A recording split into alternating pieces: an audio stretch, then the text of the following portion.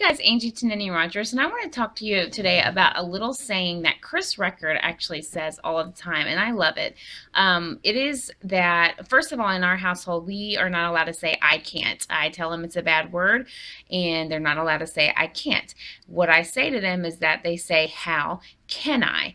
And Chris Record also has, that's one of his mottos, is that he says, I don't say I can't, I say how can I? And the reason I thought about this today is because at football practice, I have two boys. They're on different teams. And today, one of my boys just was not feeling it. And he had some negative talk. He was saying how much he can't run, he can't breathe, he can't deal with the heat.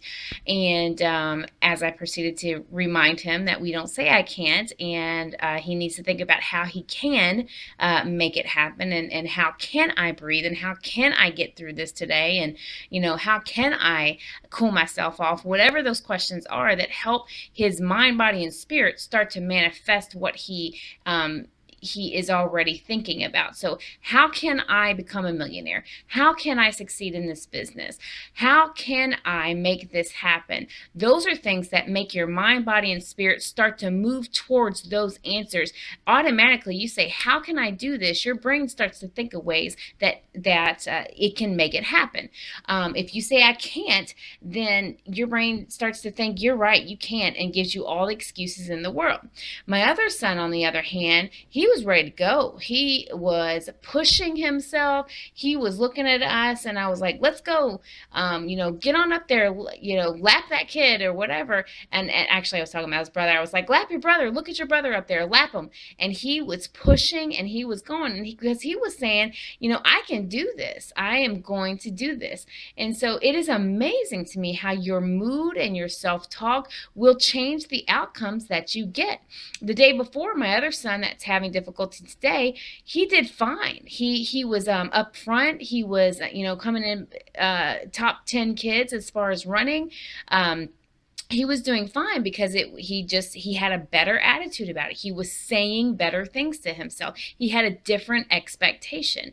And so his mind, body, spirit followed along with that. Today, his mood was down, and he didn't feel like doing it, and he was saying things like I can't, and therefore that is what manifested. So please don't underestimate the power of your words.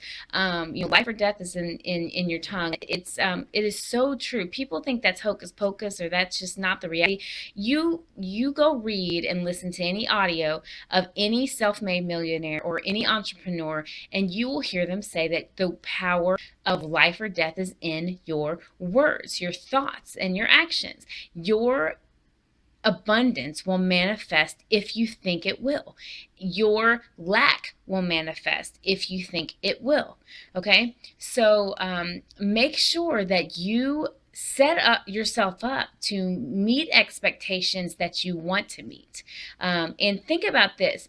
How can I? Whatever you come across, think about, how can I do that?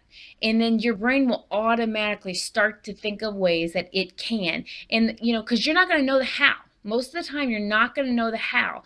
But as long as you believe it's going to happen, and how can I do this? And at some point it's going to happen for you.